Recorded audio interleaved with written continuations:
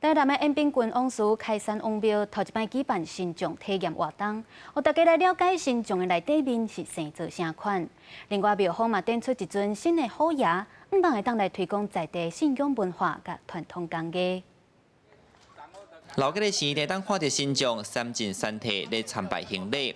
不过详细看，这身新将参一般无共款，身躯无配件，甚至内底佫看现现。为了要传传宗教文化，延平郡王祠开山王庙头盖公开，甲大家小解新将的结构，佮兼防体验。经过了解，正式有配件的新将平均35公斤。 庙方指出，要行了5班，爱先克服当中，落尾骹步手路嘛爱有斗打。来体验的民众拢讲足硬斗。戴上去却变这么重，然后就觉得我整个人快要倒了。手要重心要晃，然后他脚那个要姿势，他那个是真的是一种技艺吧。第米啊，把伊的迄个支架，它的头是用木头而去雕刻的。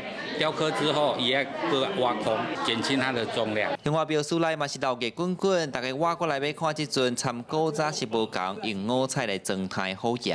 明年台南建成400档，庙方邀请台南米店传统工艺类首长工艺师刘进文来雕刻这尊虎爷。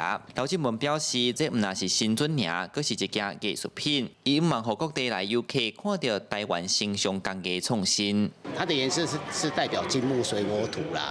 它是用咱的台湾的百年的工艺，叫加当日切柳。第一座伊是用蝴蝶加扁托，来串场而成，就形成一个虎道的迄个含义。做一个甲人无共款的虎爷，观光客来当有一个话题，大家当来研究看嘛。 庙方指出，目前虎爷已经完成入城仪式，因按照每年完成开工安装了后，会放伫咧延平郡王祠正殿内，希望会使请更较侪人来联捌在地历史文化。